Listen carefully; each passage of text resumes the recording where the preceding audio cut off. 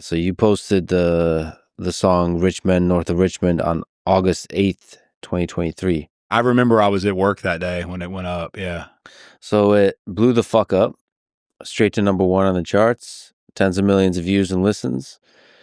And a few days later, on August 17th, you made a post that I thought was pretty gangster.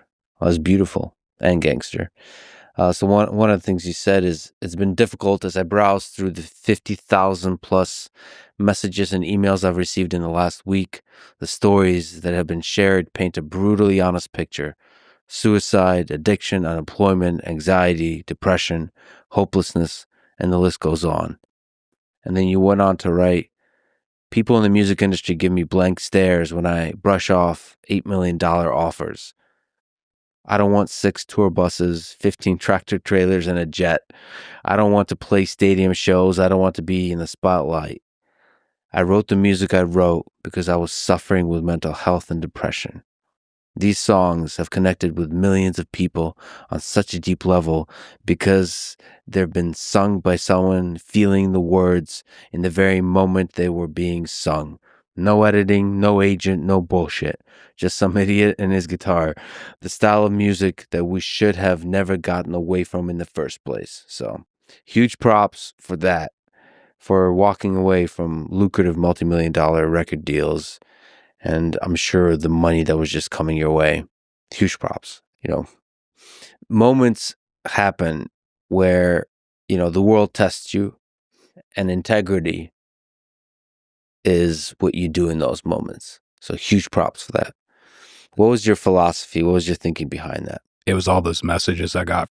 I mean, you can see it in the comment sections of a lot of the videos after everything happened, but people just felt this spark, like, wow, like maybe we actually have a chance to, maybe we actually do have some kind of power, like those people put that song there, nobody else, and gave me the opportunity to make, even without signing anything, I was still able to make millions of dollars and have financial freedom. And I just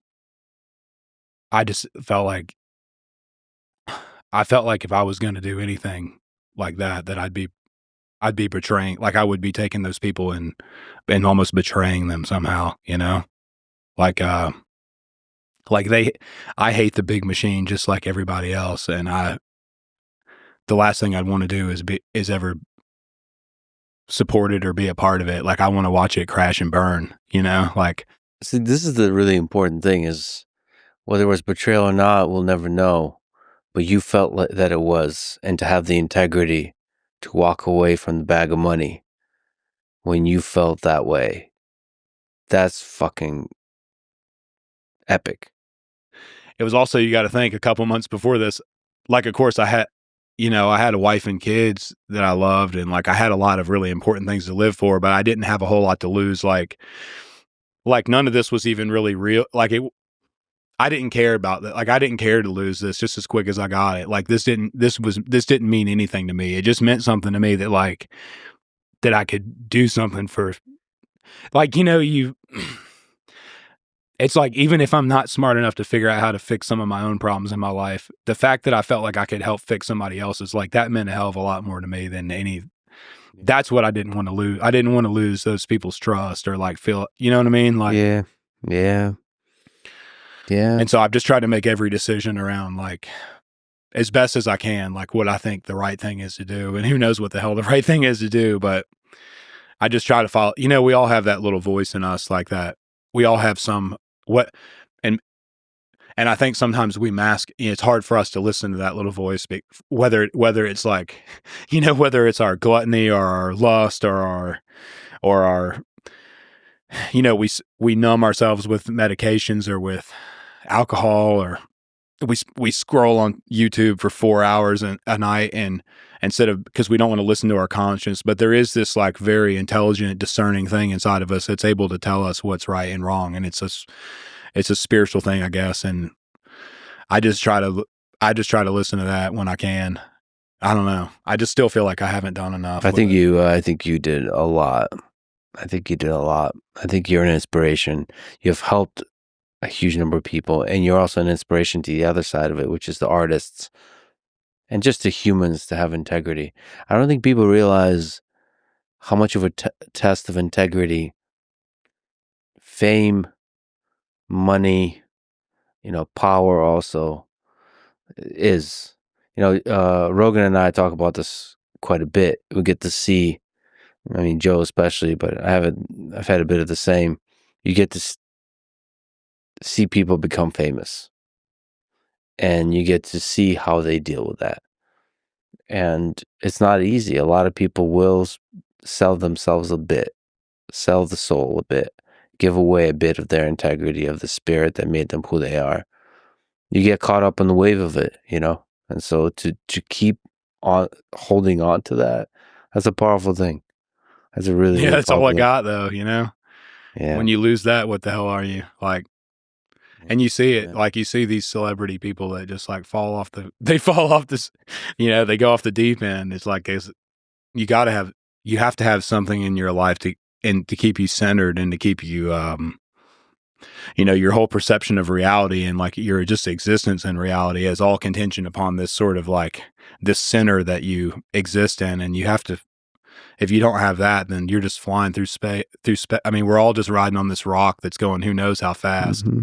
You said something, I think to Jocko, that I really liked. Everything that has purpose behind it comes with risk.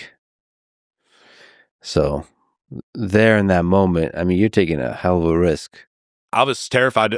I talked about this a little bit with him too, but I was terrified to even put the song out. Like, I knew I was going to be the subject of scrutiny and judgment, and I knew people were going to like, I kind of knew all that was going to happen. I was like, going back to that, talking about crowds, like to stand in front of thousands of people and everybody be in some sense of unity. Like, a lot of times when I end the shows, I'll always end with this statement that just says, no matter what, like, no matter how you feel when you go online, everyone feels so small and insignificant and powerless. But I just say, no matter how they make you feel online, or when you turn on the TV, or when you look at polling numbers or whatever, like when you just look at all this trash that we digest every day, like there will always be more of us than them, and all that. But like, to see just to see the light in people's eyes when you say that. But the truth is like, and it's like, who is us and who is them? And it's like, us just represents humanity, and like, and all the things we talked about so far, like just, the fire and the chaos, but also the love and just life. Life is just such a crazy, complicated, beautiful, disastrous thing. And then them is like, it's the power structure. It's that same terrible side of us that created things like the Soviet Union and is ultimately what's created this monster that we all live under today, which now doesn't just exist within the confines of the Soviet Union, but seems to almost be a global epidemic. And then that song became the rebel call against that, against the power structures that creates that. Yeah, it's like, how much fire am I willing to play with? Because I know at some point I am going to get burned from it. I just pray a lot that God, I don't have a lot of self-worth in myself anyway, so I don't really care what they say or do to me, or I don't care, like, I don't even care if I die, whatever. Just just protect the people I love is all. That's all I ask of God. I have this dream of just creating this parallel system that sits beside all these stupid systems that we live under, that are all sort of engulfed in this thing that we talked about at the beginning, this type of structure, where we're all just robots. And it's like, if we hate, if we hate the way music is, and all these artists are complaining about the way the venues are monopolized and the ticket sales are monopolized, and let's just go find other places to play music, because there's so many people hungry for music in places that don't ever get it. And if you look at it, there's so many passionate people that are fighting all these different causes, like just in food. It's the word they use for more or less starvation. It's a more polite, it's called food insecurity. But if you look up just in Virginia, just where I live in Virginia, in the rural areas, how much food insecurity there is, and how many empty vacant farms there are. It's like, this is an obvious problem that we should be on Twitter talking about nonstop. Like, this is like, everyone has to eat, It don't matter what you vote for, or what you look like, or any of that crap. You can, so like, let's just, like, why are we living in a country where why are we living in a country where half of us are obese and eating shit food and don't know any better, and then the other half of us don't have, like, it's lack of leadership that's caused dysfunction. And so if we're tired of that, then let's just fix it. Like, we don't need anybody's permission. Like, that's the whole beauty. Like, that's the whole beauty of what America is like, we don't need some greasy haired corporate schmuck to give us permission to go fix all these things that are wrong. Let's just go do it. And if they don't like it, fuck them, you know? In all domains of life, from food to the music industry, honestly, to education, also to government itself, all of it. And that, your music is also just the soundtrack to that spirit that makes America great, of just constantly trying to revitalize itself. When the bullshit piles up a little too high, there's that revolutionary spirit that says, like, we need to fix this shit. And that inspiration that created this country was from years of people living under tyranny. Like, we forget the story of the people who really created this country. Like, it's funny, one of the statements I made at the very beginning that got taken way out of context, but I wasn't in a position to, like, even begin to have a conversation about, is I made this comment early on at one of the shows about how our diversity is a strength. But that term has been hijacked now to mean something a lot different than what it really means. Mm-hmm. But it's like, think about how many different people came together just at the founding of this country. Like, people who spoke different languages, different cultures, religions, ways of thinking. So many different people came together to even create this place now. And, like, we've just forgotten about all that. They didn't all come here because they wanted to ride on some miserable boat ride and risk their whole lives to go to live in some crazy jungle, essentially, that had no structure, like no infrastructure, no medicine, like, they didn't come here for, like, some glorified camping trip. It's because they were tired of, like, generations of being persecuted and living under tyranny and not being allowed to practice their, it's not like they wanted freedom of religion and they didn't want separation of church and state because they were a bunch of goody two-shoes and they love going to church every Sunday. It's because they weren't allowed to believe in what they believed in because some asshole king or some hierarchy told them they couldn't, and they were just tired of it. That's what we're losing now. Is like, we've forgotten that we're those people. Like, the same structures that have plagued this country they're multinational corporations, and it's just the ideology behind them, and their structure is what the problem is. Yeah, I mean, it's multinational corporations, it's nation states that are deeply corrupt and are authoritarian and ultimately abuse power, and yes, create elements of tyranny. And from that, the human spirit rises. Like I said, with songs like the ones you write, or at the founding of this country, that's why all these diverse outcasts come together and write something as crazy as "all men are created equal." What a gangster line. Like, that's not an easy thing. We take a lot of that stuff for granted now, but that's not an easy thing to come up with. That's a really gutsy thing to see the value in all people equally. And of course, they also were suffering from delusion. They didn't see black people as equal. They didn't see women as equal. But even that first leap of, like, all men are created equal, that's like a gigantic fuck you to the past.